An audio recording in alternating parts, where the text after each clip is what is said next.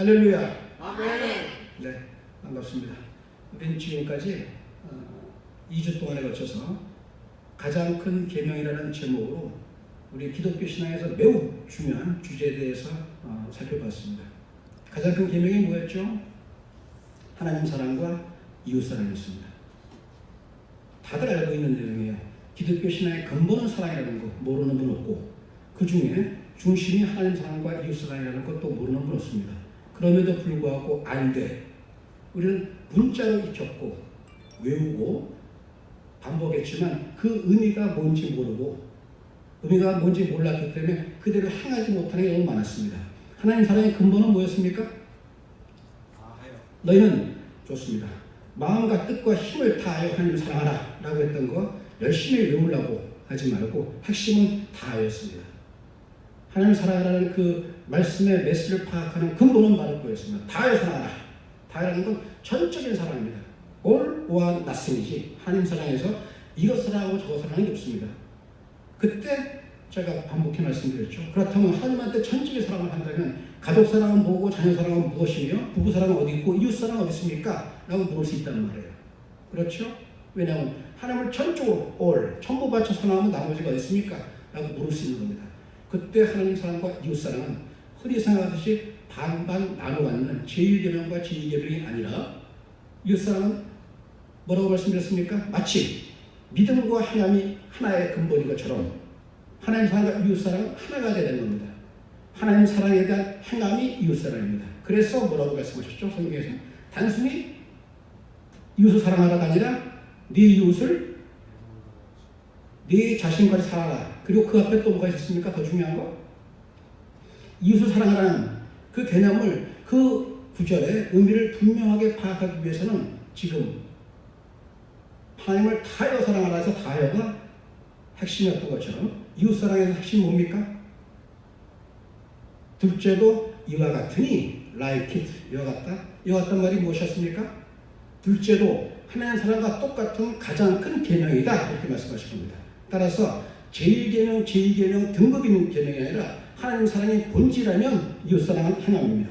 다시 말해서 눈에 보이는 형제를 사랑하지 아니하는 자가 어떻게 하나님을 사랑한다고 말할 수 있느냐 그 말씀입니다. 너희가 마음을 다하여 네 이웃과 네 형제와 네 가족과 그리고 세상의 지극히 작은 자까지 네 마음을 다하여 사랑하는 그 사랑이 곧 하나님을 사랑하는 거다 이렇게 말씀하신 겁니다. 핵심은 그렇죠. 간단한 구절이었지만 우리는 지금 신앙생활 수십 년 동안 해오면서 수도 없이 반복해 들었지만 그래왔잖아요. 사랑에 대한 계명에 대해서 간단하게 그 정의 하나님을 사랑할 때 다하여 사랑하라 라고 할 때 하나님 사랑은 하나님과 재물, 하나님과 세상을 섬길 수 없듯이 하나님 사랑은 전적인 사랑이 된다라는 것.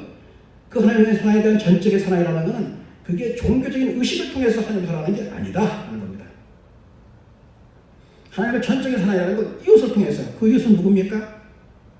내 주변의 모든 물론 핵심은 성도 나갑니다만 우선 내 주변의 모든 사람을 통해 사랑을 실천하라 하는 게 그래서 성경에는 뭐라고 말했습니까? 자비가 사랑이 제사보다 나으니라 라고 말씀하신 겁니다. 이미 구약에도 그렇게 명시했거니와 예수께서 다시 반복해 말씀하셨습니다. 사랑이 자비가 궁율이 제사보다 번제보다 나으니라 했던 것은 많은 경우 하나님 사랑을 종교 의식을 통해서 열심히 요즘으로 표현한다면 주일 성수 잘하고 11조 잘하면 열심히 기도하고 금식 잘하고 철야기도 잘할 때 그게 하나님 사랑으로 많이 생각했습니다. 물론 필요합니다. 종교의식도 종교의 어떤 형식을 통해서 자기의 마음을 신앙을 고백하고 표현하는 건 매우 중요합니다. 그럼에도 불구하고 마치 종교의식이나 종교 행위를 통한 자신의 신앙 고백이 하나님 사랑의 전부이냐 하는 게 바로 외식하는 신앙입니다. 조심해야 됩니다. 하나님 사랑은 이웃 사랑을 통해서 전달됩니다. 표현됩니다. 고백됩니다. 이웃 사랑이라는 그 말은 사람에 대한 사랑입니다. 그 하나님 사랑과 이웃 사랑 가장 큰 계명에 대해서 예수께서 말씀하신 겁니다. 율법사가 어떤 게 가장 큰 계명이요? 라고 물었습니다. 예수께. 그때 시험하려고 물었다고 그러죠. 성경에서는 율법사가 시험할 때 예수를 함정에 빠뜨리기 위해서 던진 질문이었습니다. 그때 예수께서 하나님 사랑과 이웃 사랑을 말씀하시면서 이웃 사랑의 어떤 그 소중한 의미와 가치를 설명하신 겁니다. 가장 큰 계명, 율법의 가장 큰 계명이 하나님 사랑과 이웃 사랑이었습니다. 그런데 오늘 예수께서 율법의 가장 큰 계명이 아니라 예수께서 친히 말씀하십니다. 무슨 계명이라고요 오늘? 일단은 세 계명입니다. 먼저는 다시 한번 같이 읽을까요? 새 계명을 너희에게 주노니 너희는 서로 사랑하라. 내가 너희를 사랑한 같이 너희도 사랑하라. 너희가 서로 사랑하면 이로써 모든 사람이 너희가 내 제자인 줄 알리라. 새 계명입니다. 새 계명이라고 말할 때 새 계명이란 말은 하나의 전제가 있습니다. 어떤 전제죠? 헌교회 혹은 헌계명 혹은 옛계명이 있는 겁니다. 뭐가 옛계명일까요? 잘 들으시고 잘 파악하시고 잘 깨달아야 됩니다. 이 부분도. 그럼 옛계명이 뭡니까? 지금 예수께서 새 계명을 준다라고 말씀하셨습니다. 너희에게 새 계명을 주노니 내가 너희를 사랑할 것 같이 너희도 서로 사랑하라. 너희가 서로 사랑하면 이로써 세상 모든 사람이 너희가 내 제자인 줄 알리라 라고 했던 말씀은 뭐냐면 너희가 서로 사랑하는 내 계명을 지킬 때 비로소 너희가 그리스도인이다 이 말입니다. 그때 비로소 너희가 구원받는 하나님의 자녀요 백성이다 이 말입니다. 매우 중요한 이 구절에 대해서 예수께서 말씀하십니다. 너희에게 새 계명을 준다고 New Commandment 새 계명을 주겠다고 말씀하셨습니다. 그렇다면 옛 계명이 있다는 거 아닙니다. 옛 계명에서 나아가 이제 새 계명을 지키라 이 말씀 아닙니까? 옛 계명은 뭐였죠? 옛 계명은 십계명입니까? 맞습니다. 옛 계명은 지금 예수께서 우리가 지난주까지 했던 율법의 가장 큰 계명이 하나님 사랑과 이웃 사랑입니다. 그게 십계명의 중심이고요. 잘 들어야 됩니다. 그렇다면 예수께서 하나님 사랑과 이웃 사랑에 대해서 부정하고 지금 새 계명을 말씀하신 겁니까? 아니잖아요. 이럴 때 잘 파악을 해야 돼요. 하나님이 누구신가? 예수 그리스도의 누구신가? 성경을 바로 이해하고 우리 신앙을 바른 믿음을 갖는 가장 중요한 전제 조건이 무엇인가 하면 바로 하나님이 누구신가? 예수가 누구신가에 대한 분명한 답이 있어야 돼. 자기 나름대로. 하나님과 예수님의 어떤 말씀이 서로 모순된다면 어떻게 이게 하나님이 아버지고 예수께서 하나님의 아들이신 그리스도가 되시겠습니까? 아닙니까? 분명히 예수께서는 새 계명을 말씀하시면서 옛 계명에 대해서 전제했습니다. 옛 계명은 분명히 하나님 사랑과 이웃 사랑에 대해서 말씀하신 겁니다. 그런데 예수께서 말씀하신 것은 하나님 사랑과 이웃 사랑이라는 옛 계명에 율법이 갖고 있는 정신을 부정하는 게 아니라 율법주의에 대한 예수님께서는 새로운 계명으로 배치하시는 겁니다. 무슨 말이냐면 유대인들은 하나님 사랑과 이웃 사랑이라는 건 종교 율법주의로 해석했습니다. 그래서 우리가 잘 알고 있는 구절이 있죠. 내가 하나님께 바치기 위해서 필요하다면 내 부모를 부양하기 위해서 공양하기 위해서 한 고르반은 필요가 없다. 고르반의 비유 잘 알고 있잖아요. 우리 고르반의 비유를 통해서 하나님께 하고자 한다면 부모를 구할 필요가 없다. 이 고르반은 하나님께 오직 하나님께 바치면 된다라고 했던 거 아닙니까? 하나님 사랑하기 위해서 이웃 사랑, 그 중에 가장 큰 부모 사랑, 부모를 공경하는 10계명 중에서 가장 중요한 계명 중에 하나가 부모 사랑이에요. 부모 공양입니다. 아십니까 여러분? 10계명은 1부터 10까지 10개 계명되어 있죠. 1계명부터 4계명까지는 하나님과 인간의 관계입니다. 수직 관계입니다. 그건 내가 하나님을 바라보는 관계였어요. 5계명부터 10계명까지 6계명의 첫 번째가 부모를 공경하랍니다. 단순히 공경하라 끝나는 게 아닙니다. 부모를 공경하지 아니하는 자는 죽일지라. 이게 계명입니다. 무서운 계명이에요. 그런데 유대인들은 율법주의로 해석하면서 그렇게 생각합니다. 하나님의 사랑이 우선이니 하나님에 대한 믿음이 우선이기 때문에 하나님한테 부양하는 게 하나님께 헌금 바치고 이물 바치는 게 우선이다. 거기에 내가 썼다면 부모는 필요 없다. 라고까지 해석된 것입니다. 예수께서 말씀하십니다. 너희 외식하는 자여. 고르반의 비유를 들으면서 예수께서 말씀하시고 옳다. 네가 하나님을 믿기 위해서 하나님께 예물 바치기 위해서 네 부모 부양하는 것 가지고 네 가족에 대한 것 가지고 네 주변에 대한 가족, 친지 모든 사람에 대한 것보다도 오직 하나님께 네가 네 마음을 쏟았으니 네가 옳았다 라고 칭찬하는 게 아니라 너 외식하는 자라고 말씀하십니다. 성경에서 외식하는 자가 누굽니까? 예수께서? 외식하는 자의 앞에 하나의 수식어가 붙습니다. 화 있을진저 너희 외식하는 자요. 외식하는 자는 말로만 믿는 자입니다. 조심해야 됩니다. 잘못하면 우리가 외식하는 자가 됩니다. 외식하는 자는 믿지 않는 자가 아니에요. 이분은 주여 주여 하는 자입니다. 이분은 오직 하나님을 외치는 자입니다. 그런데 그 마음에 하나님 없는 자가 외식하는 자입니다. 조심해야 됩니다. 예수께서 새 계명을 주실 때는 바로 유대인들의 율법주의에 대한 질타였습니다. 구별해야 됩니다. 하나님의 말씀으로서 율법은 하나님을 사랑하고 이웃을 사랑하라. 너희들이 하나님을 사랑하는 것은 이웃사랑을 통해서 실천하고 그 사랑을 고백하라. 이렇게 된 거였는데 율법주의자들은 조문 문자에 매달린 겁니다. 문자에. 그 율법주의에 대한 예수께서의 부정이고 비판이었습니다. 그래서 예수께서 말씀하신 거예요. 내가 너에게 새 계명을 주겠다. 결국 예수께서 말씀하신 새 계명은 율법주의가 아닌 율법의 정신이 갖고 있던 가장 큰 계명의 완성입니다. 새 계명은. 아시겠습니까? 무슨 뜻인지? 이 새 계명에 대해서 예수께서 다시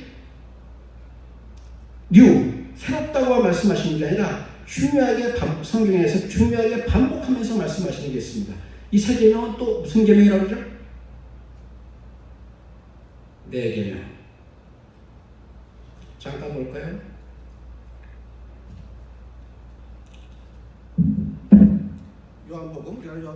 요한복음 보면 14절부터 나옵니다.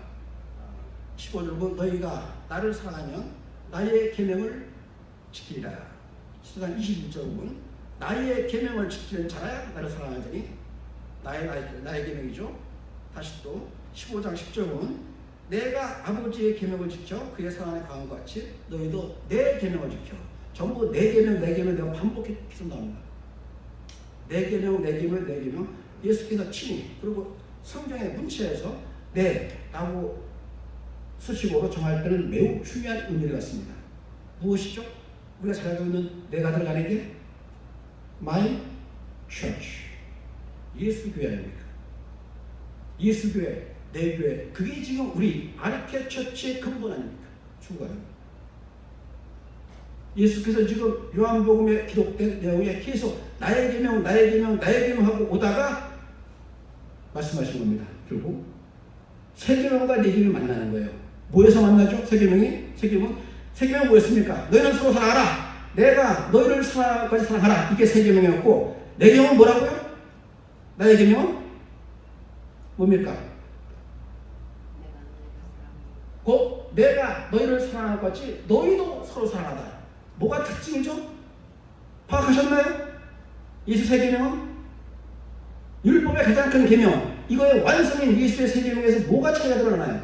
하나님 사랑 다였고 이웃 사랑에서는 이와 같다. 그리고 네 자신까지 사랑하라는 게 핵심이었다면 여기서 뭡니까? 지금 새 계명에서는 서로입니다. 반복하는 게 서로입니다. 새 계명을 너희에게 주노니 서로 사랑하라. 내가 너희를 사랑하는 것이 너희도 서로 사랑하라. 너희가 서로 사랑하면 이상하지 않아요? 간단히 사랑함을 하나님과 표현하면 될 거 아니에요. 서로. 그렇습니까? 그거 거기서 끝납니까? 15장 12절에 보면 내 계명은 곧 내가 너희를 사랑할 것 같이 너희도 서로 사랑하는 이것이다. 이게 바로 새 계명이고 내 계명이다. 새 계명과 내 계명이 만나는 겁니다. 뭐에서? 서로 사랑을 해서. 핵심입니다. 예수께서 이렇게 말씀하신 겁니다. 하나님 사랑과 예수 사랑은 너희가 지금 예수 시대, 그리스도 시대에 그리스도의 새 계명 하나로 모여진다. 뭐냐면 서로 사랑하라 하는 이것에서 모여진다고 말씀하신 겁니다. 기독교 신앙의 핵심인 겁니다. 서로 사랑하는 이것이니라. 내 계명, 마이 오다가 새로운 계명하고 다시 15장 11절에서 결론이 있습니다. 내가 말한 새 계명, 내가 말한 내 계명은 바로 이거다. 서로 사랑하라. 그만큼 중요한 거예요. 그렇습니다. 서로 사랑하면 어떤 사회, 어떤 가정, 어떤 교회가 될까요?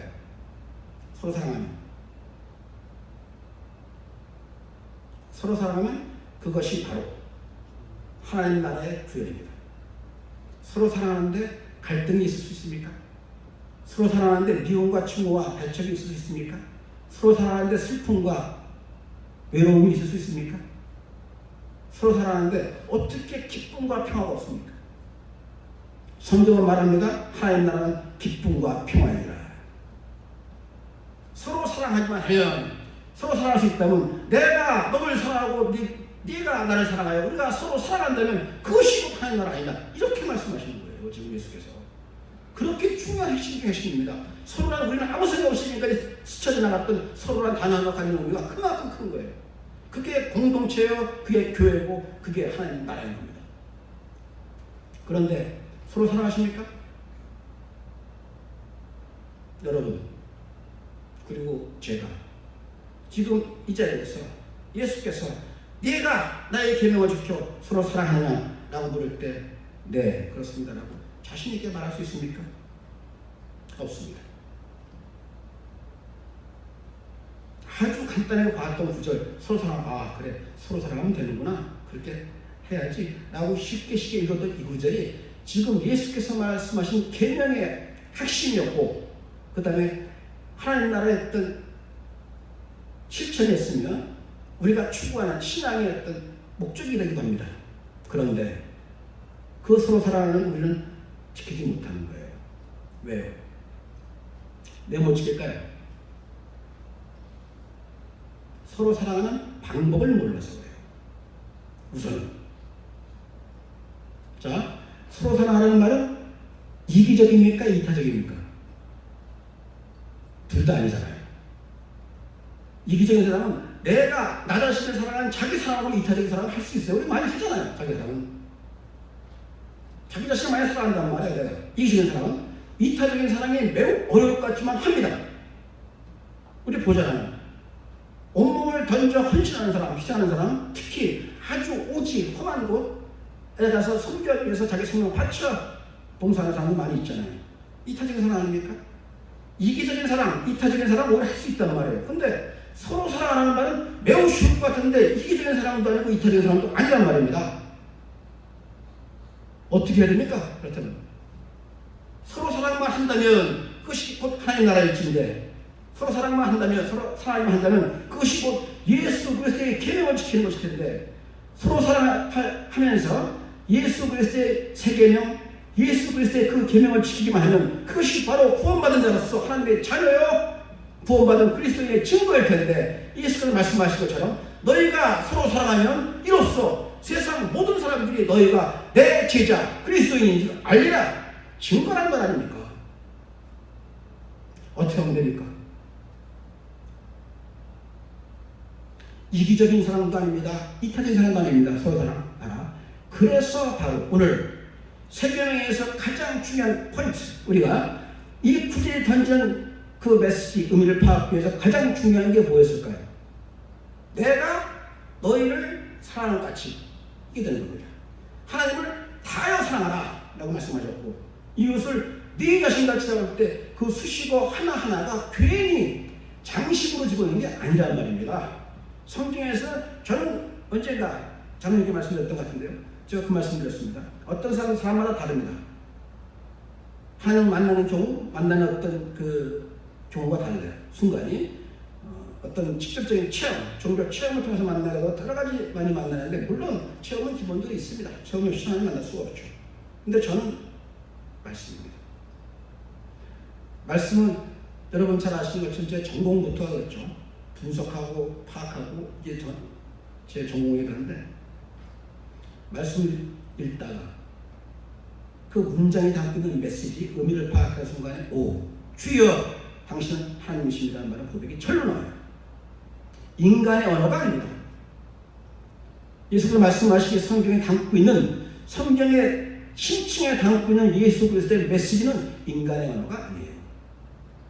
저는 말씀을 통해서 봅니다. 그리고 말씀을 통해서 무릎을 꿇게 됩니다. 오, 주여 당신은 하나님의 아들이십니다. 그런 거거든요. 서로 사랑하라는 말, 오늘 세계명에서 가장 중요한 어떤 말씀의 해석의 도구는 예수께서 말씀하신 내가 너희를 사랑하고 같이 라고 했습니다. 앞으로 우리가 성경에서 갈 때 지금 우리 지난주 하나님 사랑, 이웃 사랑, 그리고 오늘 세 계명에서 가장 큰 계명과 세 개를 반복했듯이 하나의 중요한 팁, 방법이 있습니다. 그건 뭐냐면 한 구절, 문장, 의미를 파악할 때 의미의 어떤 핵심, 중요한 의미 핵심을 파악하고자 할 때 하나를 던져봐요. 뭘 던지냐면 how, 어떻게 맞춰봐요. 말씀을 우리 잘 알고 있죠? 육하원칙이라는 거. 언제, 어디서, 누가, 무엇을, 왜. 거기다 맞춰보면 의미가 상당히 뚜렷해져요. 언제, 어디서, 누가, 무엇을, 왜. 언제라는 건 계명에서 그런 거겠죠? 언제. 너희들이 이 세상 사는 동안 어디서, 이 세상에서 누가, 너희가 이렇게 계명이 되는 거 아닙니까? 근데 우리가 놓치는 일이 있어요. 뭘까요? how, 어떻게. 그거를 빼놓고 해석했던 거예요, 지금까지. 하나님을 사랑하라? 그러면 너희가 하나님을 사랑하라까지는 다 알았어요. 근데 다하여 사랑하라. 어떻게? 빠졌죠. 이웃을 말할 때는 네 이웃을 네 자신같이. 또 하고 빠졌죠? 오늘은 내가 너희를 사랑하는 것 같이가 하우에 해당합니다. 이래야지 모순되지 않게 한 문장에 풀립니다. 어떻게 풀리냐면 너희는 서로 사랑하라 하고 난 다음에 내가 너희를 사랑할 것 같이라고 하신 말씀이 사실은 모순일 수 있어요. 왜냐하면 너희는 서로 사랑하는 건 상호 사랑인데 내가 너희를 사랑하는 예수 사랑은 아니잖아요. 예수 사랑은 이타적인 사랑이고 또 희생적인 사랑이에요. 그런 사랑 아닙니까? 이 사랑은 아가페의 사랑이고 다르단 말이에요. 근데 어떻게 너희는 서로 사랑하라? 내가 너희를 사랑할 것 같이 하라. 안 맞잖아요. 이럴 때 너희는 서로 사랑하라와 내가 사랑하는 것 같이는 동요가 아니란 말입니다. 이때는 사랑하라. 그 다음에 길을 제시해주는 거예요. 예수께서 내가 너희를 사랑하는 것 같이 이렇게 사랑하라는 길을 제시해주는 거예요. 그렇다면 우리가 서로 사랑하기 위해서 가장 큰 그리고 새로운 계명이라는 예수 그리스도의 계명을 파악하기 가장 중요한 건 바로 예수 사랑의 뭔가를 파악하는 게 핵심이 되는 겁니다. 서로 사랑하기 위해서 그래서 이 세상에 하나님 나라를 구해나가기 위해서 가장 중요한 길은 바로 예수 사랑이 뭔가 그 사랑대로가 실천하면 되는 겁니다. 이 사랑은 뭡니까? 첫째, 이런 말들 많이 하죠. 사랑은 주는 거야, 받는 거야? 많이 묻잖아요. 그러면 어떤 사람은 마음은 다 받는 거죠. 다 받고 싶지. 어떤 사람은 주는 거야. 조금 한 차원 위에서 표현하기도 하고 그래요. 주는 거다 받는 거다. 근데 서로 사랑하라는 건 주고받는 내가 주는 것, 내가 받는 게 아니라 서로란 말이에요. 이건 그럴 수도 없잖아요. 애매하고 어려운 겁니다. 아무렇지도 않게 생각했는데 서로 사랑하는 게. 그래서 예수 길을 주시는 게 바로 그겁니다. 내가 사랑하는 같이 예수 사랑의 첫 시작은 먼저 사랑하는 겁니다. 먼저 사랑하세요. 요한복음 15장 16절에 예수께서 말씀하십니다. 뭐라고요? 너희가 나를 선택한 것이 아니요 내가 너희를 선택하였다. 이 말은 뭐냐면 내가 너희를 사랑하여 내가 너희를 구원의 길로 불렀다 이 말씀이십니다. 성경은 말합니다. 너희가 하나님을 선택하신 것이 아니요 하나님이 너희를 사랑하사 너희를 선택하셨다고 말씀하십니다. 그리고 말씀하십니다. 하나님은 사랑이시라. 내가 먼저 사랑하는 겁니다. 서로 사랑하기 위해서. 서로 사랑하기만 한다면 가정은 그 자체가 나눠질 겁니다. 우리 많은 가정의 어떤 붕괴, 불화 많이 봅니다. 그래서 그 원인이 경제적인 원인이다, 성적 차이다, 성적인 문제다 이런 말 많이 합니다. 그 말도 많이 하죠. 그 핵심은 물론 경제적인 문제, 성적인 문제, 성격 차이 큽니다. 근데 그 출발은 사랑이 깨졌기 때문입니다. 부부 사이에 사랑이 돈독히 있다면 성적인 문제, 경제적인 문제, 성격 차이 뛰어넘습니다. 그게 사랑입니다. 사랑이 깨졌기 때문에 그 다음에 안 되는 거예요. 사랑이 깨진 상태에서 무엇이 원인인가 보다 보니까 눈에 보이는 현상이 보이는 겁니다. 그래서 성격이 안 맞아. 돈이 없어 그래. 등등으로 갈라지는 겁니다. 사랑이 있다면 가정은 낙원입니다.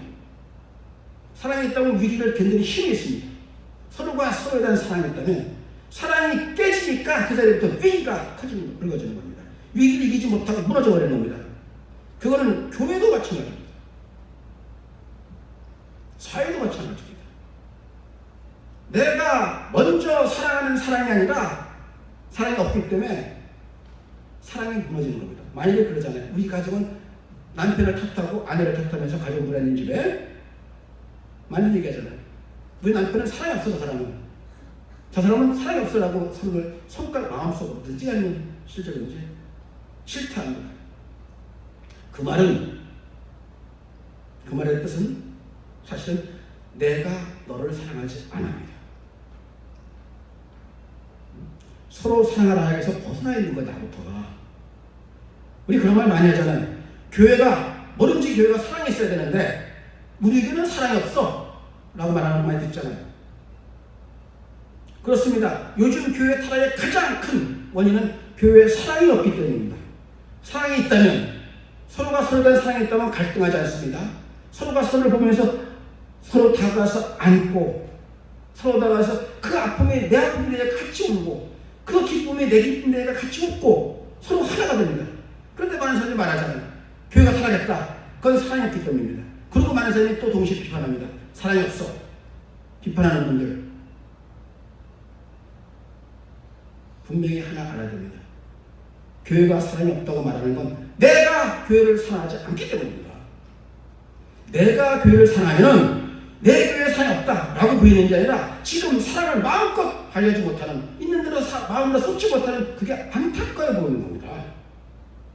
가정도 마찬가지입니다. 가정도 우리 가정은 사랑이 없으라고 말하는 게 아니라 내가 먼저 사랑하고 들어가면 내 가정에 대한 잘못이 보이는 게 아니라 지금 마음껏 사랑을 정말 오손도손 정말 다정하게 하고 싶은, 그렇게 마음대로 못하고는 내 가정이, 그게 경제적인 문제이든 건강상의 문제이든 어떤 거일 때 그게 마음 아파지는 겁니다. 내 집은 사랑이 없어라고 질타하고 내 가정에 대해서, 교회에 대해서 손가락질하는 게 아닙니다. 내가 먼저 사랑하지 않았기 때문입니다.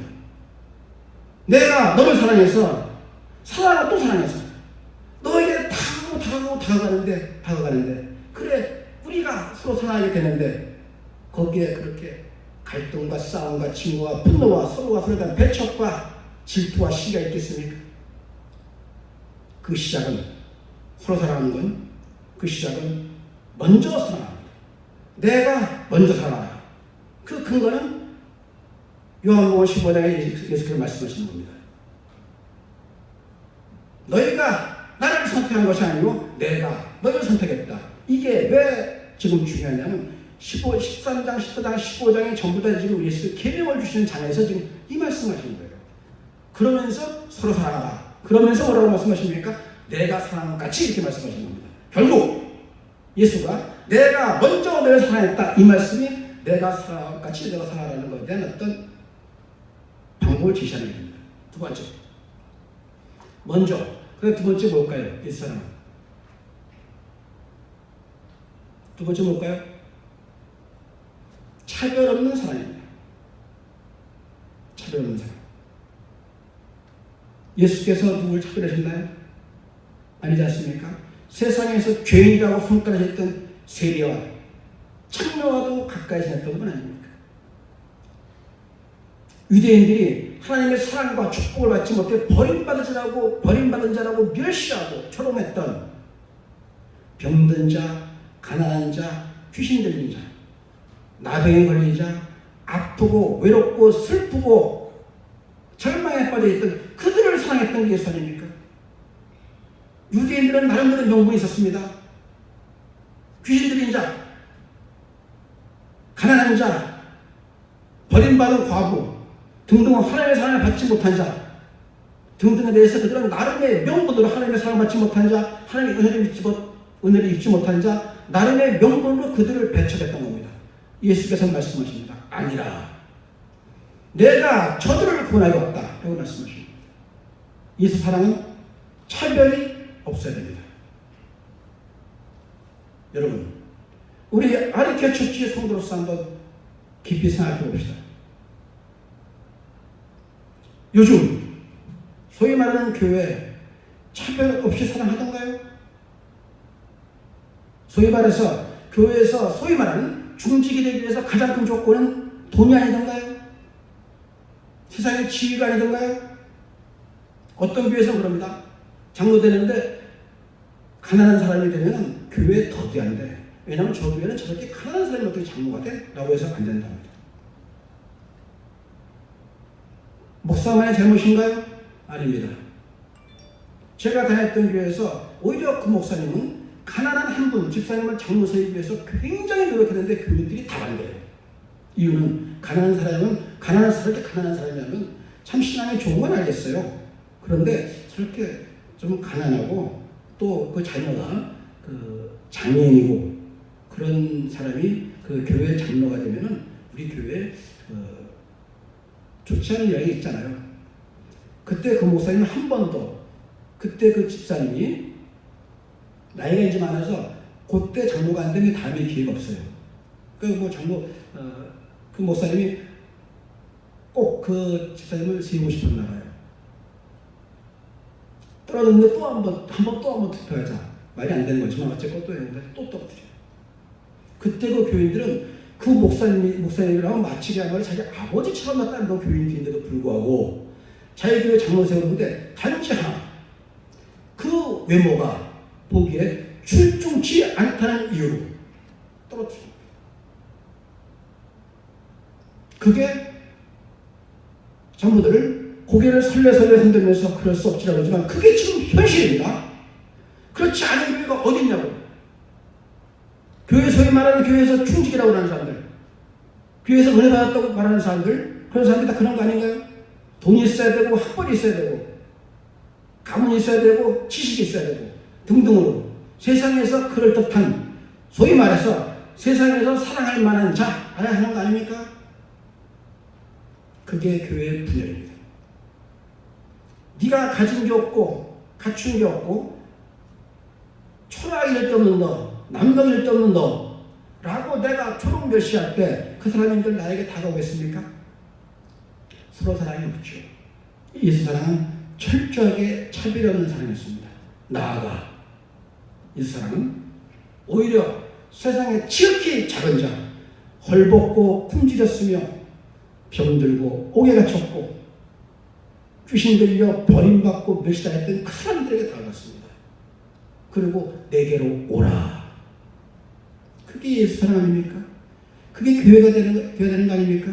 그게 우리 아르케 처치가 가고자 하는 그 교회 아닙니까? 그게 예수께서 말씀하신 My Church. I will build my church. 내가 내 교회를 세우겠다 말씀하신 그 교회 아닙니까? 가야 합니다. 그러기 위해서 가장 먼저 버려야 될 것은 차별이 없으세요. 요즘 교회만의 문제가 아닙니다. 이 문제는 성경에 이미 기록됐습니다. 잘 보실 겁니다. 너희가 어떤 여자가 금가락지 끼고 아름다운 옷을 입고 교회에 들어오면 여기 좋은 자리에 앉으소서 상석에 앉으소서 하다가 어떤 남자가 들어오면 너는 내 발등상에 앉아. 발등이 발바닥입니다. 내 발등 아래를 하지 않더냐? 성경에 있는 구절이라는 것은 무슨 말입니까? 야고보서에 있는 구절이에요. 무슨 뜻입니까? 인간의 중심이 된 종교적인 교회는 처음부터 그랬다는 겁니다. 우리가 아르케 처치 성경적인 원형교회로 가자. 예수께서 말씀하신 내 교회로 가자 할 때 중심은 철저하게 예수입니다. 그 사랑의 중심을 오늘 우리가 강조하기는 예수 사랑이 뭔가를 알아야 되는 거예요. 먼저 사랑하라? 차별없이 사랑하라. 지극히 남자가 들어올 때 그 사람에게 오히려 다가가라. 아픔이 있어 우는 자에게 왜 저렇게 풍성이냐고 손가락질 하지 말고 다가가라. 많이 아프지? 같이 울라. 그 슬픔에 동참하라. 그게 컴패션입니다. 그 고통에 그 고난에 함께 동참하라. 그게 차별 없는 사랑의 조건입니다. 자, 이 사랑의 첫 번째는 먼저 사랑하라. 두 번째는 차별 없이 사랑하라. 명심하십시오. 저도 마찬가지입니다. 이렇게 지금 설교단에서 말씀드리고 있지만 저도 모릅니다. 우리가 교회가 규모가 그저 많은 사람이 올 때 저도 모르는 사이에 남루하고 가지고 없어 보이는 사람한테 저도 모르게 무시할 줄 모릅니다. 그때 우리가 서로가 서로에게 말해야 됩니다. 우리는 그런 교회가 아니지 않습니까? 우리는 지극히 남루한 자도 끊어냅시다 라고 하는 걸 서로가 서로한테 지체가 지체에게 말하기 위해서 세워나가야 됩니다. 자, 세 번째, 예수 사랑. 너희가 서로 사랑하라. 내가 사랑하는 것처럼 사랑하라 라고 말씀하신 내가 사랑하는 예수 사랑의 세 번째는 뭐가 될까요? 한번 생각해 보세요. 첫 번째, 먼저 알아. 차별 없이 지극히 작은 자에게 컴패션, 같이 아파하는 것 동참하라. 세 번째 뭐가 될까요? 끝까지? 좋습니다.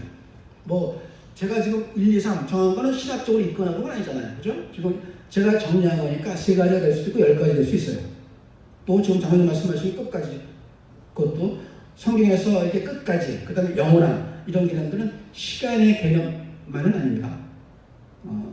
영생이란 말이 뭐죠? 영생.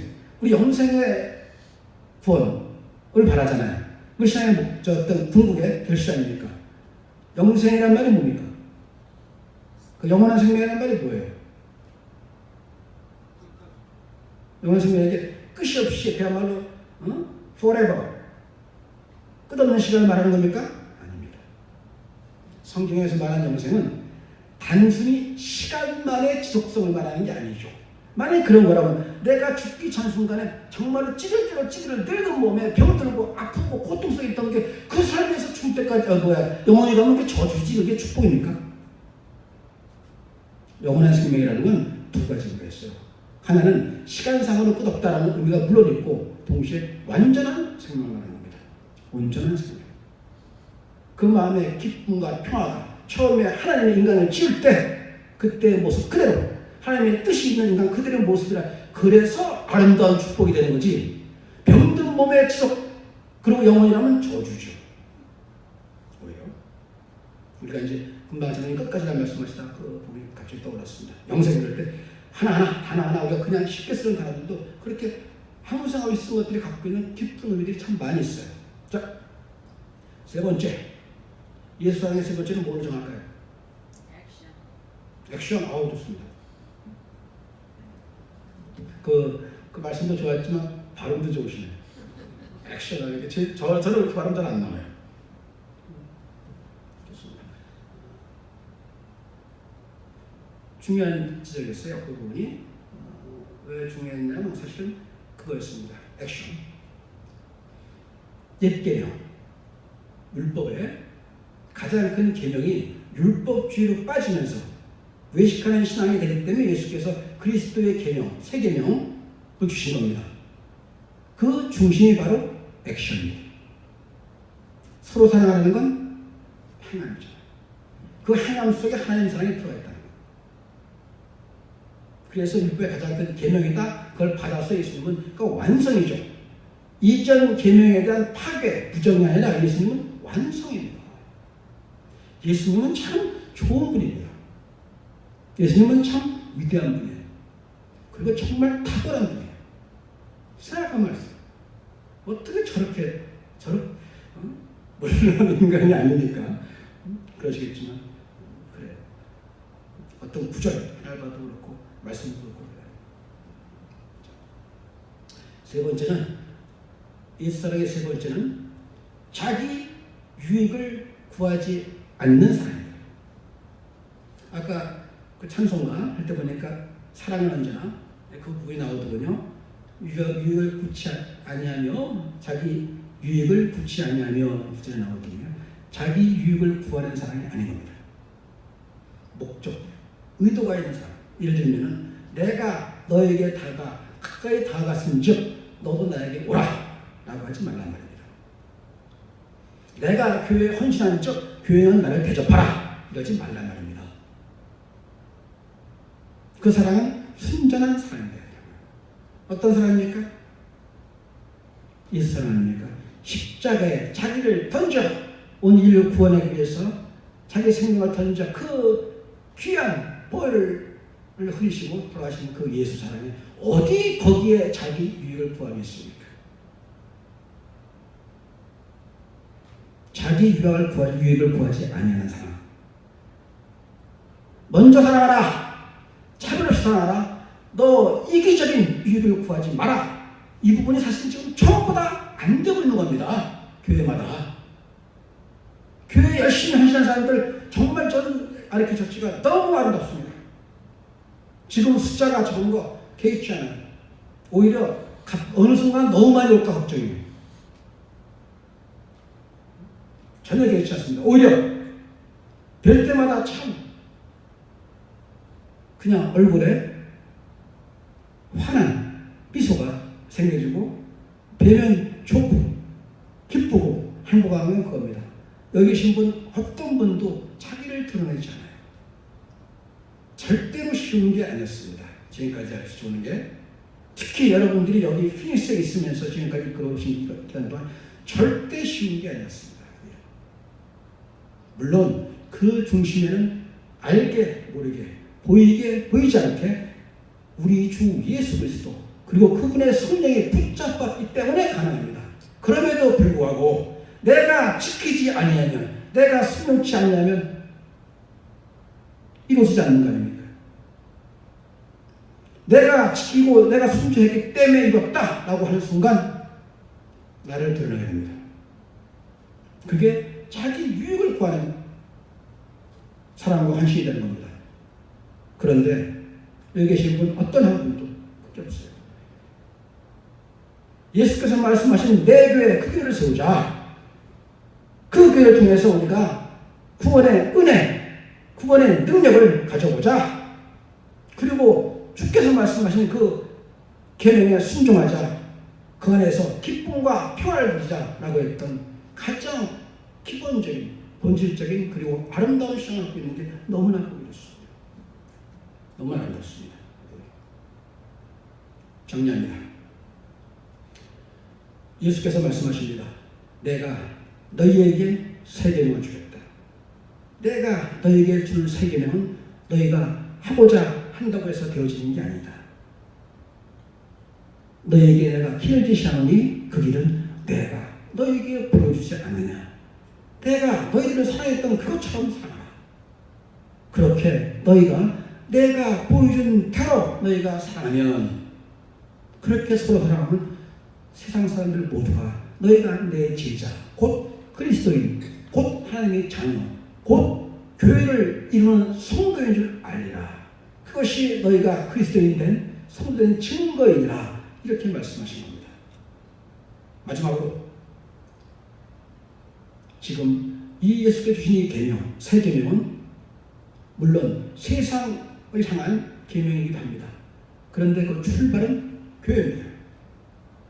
출발은 이 계명을 누구한테 하신 계명이죠? 내가 너희에게 새 계명을 준다라고 말씀하신 이 말씀이 이 계명이 누구에게 주신 말씀입니까?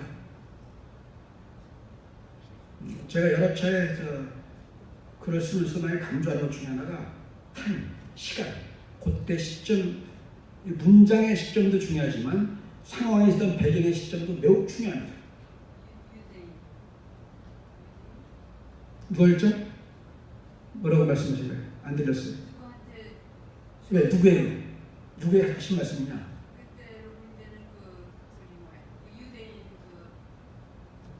아니었어요. 이게 누구한테 하신 말씀이냐면 그게 중요한 거예요.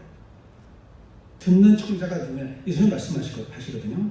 내가 너희에게 말해도 지금은 깨닫지 무슨 말인지 이해하지 못하기 때문에 지금은 아니라 심지어 제자에게 하는 말씀이 달라요. 너희에게라고 할 때 제자에게 하는 말씀, 그다음에 무리에게 하는 말씀, 이방에게 하는 말씀이 달라요. 이 말씀은 지금 이 순간이 어떤 순간이냐면 예수께서 십자가에 못 박기 바로 전날입니다. 제자들에게 수건으로 제자들의 팔을 씻겨주고 난 다음에 자리를 물린 다음에 물리고 나서 하신 거예요. 13장 12장에서부터 보면 지금 6월절에 제물로 바치는 예수께서 십자가에 달리신 전날 지금 마지막 최후의 만찬을 마치시고 상을 미룬 다음에 제자들의 발을 이리 씻긴 다음에 그때 말씀하시는 겁니다. 예수의 유언처럼 매우 중요한 메시지인 동시에 제자들, 다시 말해 사도들입니다. 12사도에게 주었다는 말은 뭐냐면 너희에게 주었다는 말은 교회에 주신 사명이에요. 말씀하시기로 예수께서 제자들의 발을 씻고 난 다음에 말씀하십니다. 베드로가 안 됩니다. 주께서 제 발을 씻다니요. 발을 씻는 종은 종 중에 제일 천한 종인데 안 됩니다. 주님. 당신은 이스라엘 왕 아닙니까? 당신 이스라엘 왕이다야. 나도 수상이 되든 장관이 되든 뭐 하나 되는데 어떻게 천하게 발을 닦습니까? 안 됩니다. 이런 의도였어요. 베드로는. 그때 예수께서 말씀하십니다. 내가 네 발을 닦지 않으면 너와 나와 상관이 없다. 이 말은 뭐냐면 내가 네 발을 닦는 그는 내가 네 발을 닦듯이 너도 그 본을 따라 행하라 이 말이었습니다. 그러고 말씀하신 겁니다. 내가 너희에게 이렇게 행하면 너희가 행하게 하려고 본을 보이려 하리라 이렇게 말씀하십니다. 지금 새 계명을 준 거는 너희에게 사도에게 준 건 뭐냐면 사도를 통한 교회에 주신 사명입니다. 서로 사랑하는 계명은 그래서 서로 사랑하는 계명은 교회에 주신 계명인 동시에 성도의 계명입니다. 이 말씀이 결코 교회만 사랑하자, 성도끼리만 사랑하자는 말씀은 아니에요. 성도의 그리스도의 사랑은 가장 먼저 교회 사랑, 성도 사랑이 중심이 된 다음에 나갈 수 있습니다. 마치 너희가 눈에 보이는 형제를 사랑하지 아니하면서 어떻게 눈에 보이지 않는 하나님을 사랑했느냐 말씀하시고 똑같이 너희가 그리스도인이라면서 너희가 성도라면서 네 곁에 있는 성도를 사랑하지 아니하면서 어떻게 세상에 있는 자를 사랑한다고 말했느냐. 네 곁에 있는 성도도 사랑하라 이 말씀입니다. 그래요. 오늘 예수께서 주신 새 계명이 담고 있는 그 의미 메시지는 매우 중요하고 또 깊은 의미를 담고 있습니다. 지금까지 하나님 사랑, 이웃 사랑에서 그려왔던 것처럼 이 새 계명을 통해서 우리가 우리 신앙을 다시 한번 점검해보고 이 서로 사랑하라는 이 말씀에 갖는 계명의 어떤 의미, 그 다음에 우리 아르키 저씨가 앞으로 서로 사랑하는 이 본을 보여야 되겠다라고 하는 다시 한번 다짐하는 중요한 시간이 되기 바랍니다. 마치겠습니다. 할렐루야. 주님 감사합니다. 주께서 서로 사랑하라.